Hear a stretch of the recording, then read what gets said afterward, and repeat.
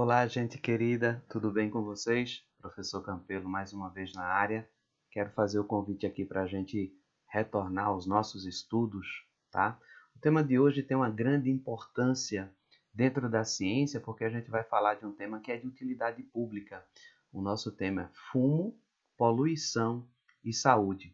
Nós vamos dar continuidade ao estudo do sistema respiratório, falando um pouquinho mais sobre esse conhecimento na prática, essa utilidade de saúde pública aqui, tá bom? Então vamos juntos? Aqui eu gostaria de exibir para vocês uma imagem de um raio-x de um pulmão com manchas. Vocês observem aqui, nós temos essa área, que é um pouco menor, e esta outra área aqui que já atinge uma dimensão bem expressiva. Então essas manchas aqui servem de imagem e de ferramenta para que os médicos especializados na área, por exemplo, pneumologistas, tirem conclusões sobre o estado de saúde do pulmão e o estado de saúde por consequência de um paciente. E a gente vai tentar entender os motivos que levam o pulmão a chegar no nível de lesão dessa natureza. Aqui a gente pode visualizar duas imagens muito comuns de se obter na internet, imagens mostrando um pulmão saudável. Esse pulmão saudável ele apresenta uma cor clara, avermelhada, e esse pulmão saudável tem algumas características em relação à sua elasticidade. E essa elasticidade é que permite uma maior capacidade de trocas gasosas que ocorrem aí no interior do pulmão. Aqui nós já temos a imagem de um pulmão acinzentado, escurecido, ou puxando para a cor escura. Isso já é sinal claro de uma lesão, de um dano que é causado pela poluição. Essa poluição pode ter várias origens e uma delas pode estar relacionado com o uso de cigarro, o ato de fumar. Então, esse pulmão tem uma série de comprometimentos fisiológicos no que diz respeito às trocas respiratórias, às trocas gasosas. Um outro tema importante que está relacionado com o estudo da saúde do pulmão é o câncer. Vocês devem já ter uma noção de que câncer é uma doença que atinge as células e ela pode se dividir basicamente em dois tipos. Um câncer benigno, aquele onde as células perdem o controle da multiplicação, da divisão celular, porém essas células permanecem no tecido. E existe um segundo tipo de câncer, que é o câncer maligno, onde as células que perdem o controle desse processo de divisão, eles saem do tecido original, caem na corrente sanguínea e começam a migrar para outras partes do corpo. Esta imagem aqui nos ajuda a compreender um câncer que está no seu estágio inicial. Essas células externas representam as células saudáveis. E essa célula vermelha que está no centro representa a célula maligna, a célula que está com descontrole no processo de multiplicação.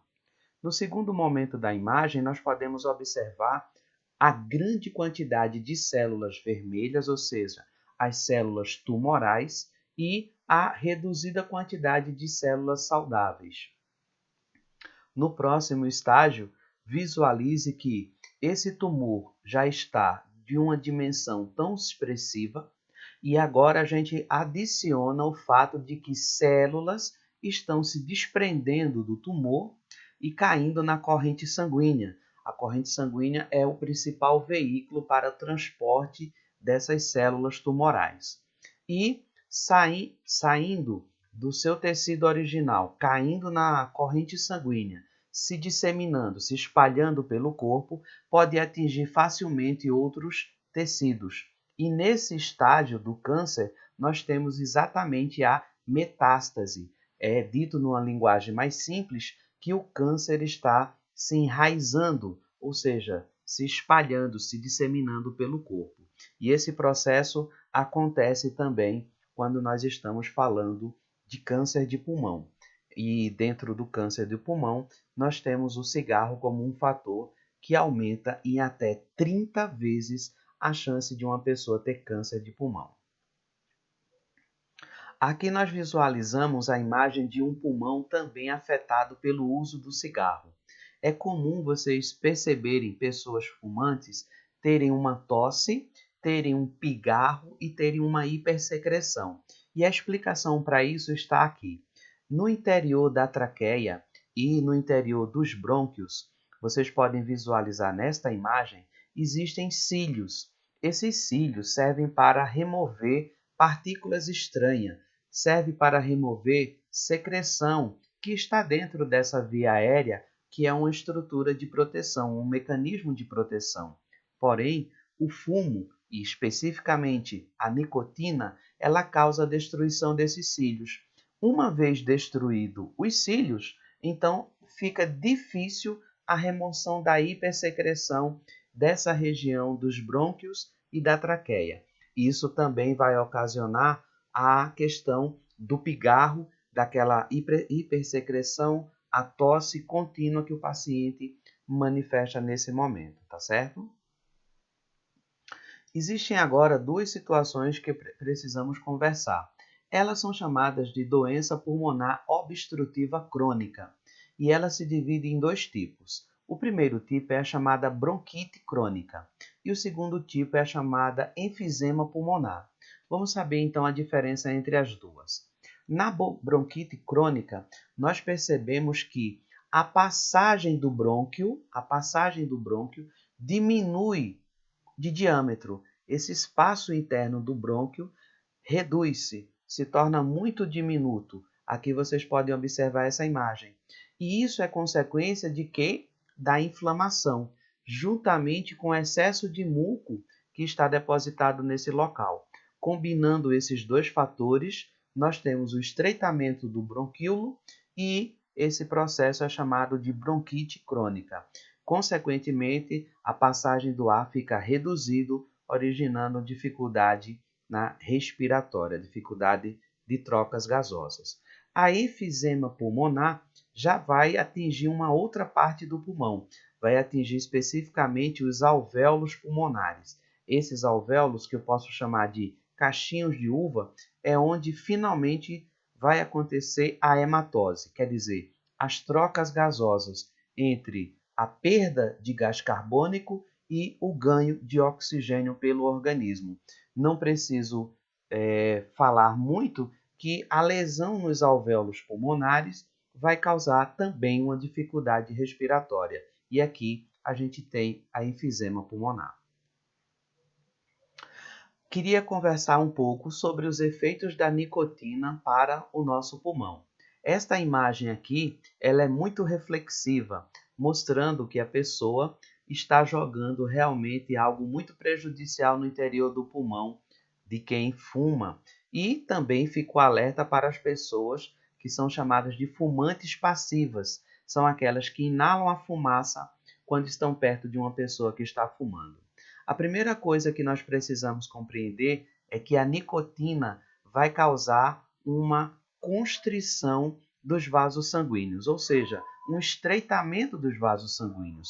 E a consequência disso é a dificuldade da passagem do sangue pelo interior desses vasos sanguíneos. Uma outra consequência da nicotina é o depósito de placas de gordura, ou ateroma, como também é tecnicamente conhecido. Esse depósito de placas de gordura, ou a arteriosclerose, ela vai justamente fazer com que a passagem de sangue no interior do vaso sanguíneo também fique reduzida. Observe esse vaso sanguíneo normal, esse vaso sanguíneo aqui já começando com os primeiros depósitos de gordura e aqui já estando no estágio bem adiantado. Então, cada vez mais o sangue vai passar com dificuldade nesse momento. Uma outra coisa que podemos perceber é que a nicotina vai causar a perda da elasticidade desses vasos sanguíneos, então facilitando assim a ruptura de um vaso sanguíneo e uma consequência no sistema vascular muito sério, muito importante. A última coisa que nós precisamos conversar aqui, dentre os efeitos da nicotina no nosso organismo, é o aumento dos batimentos cardíacos, que a gente chama de taquicardia, o aumento da frequência cardíaca. Então, você mesmo em repouso vai sentir que o coração está acelerado. E uma outra consequência também dessa aceleração do batimento cardíaco, esse aumento da frequência elétrica do coração, é o aumento da pressão arterial. Portanto, pelo que nós estamos observando aqui, parece-me que o prazer da nicotina não compensa diante dos efeitos que ela pode provocar na saúde de um paciente. Eu quero agradecer a todos que estiveram conosco até esse momento. Já recomendo que você continue seus estudos em casa sobre a saúde do pulmão. Hoje nós vimos como o fumo pode afetar a saúde do pulmão. E já deixo o convite para que nós possamos estar juntos na nossa próxima aula, tá bom? Fiquem com Deus, se cuidem e até a próxima aula.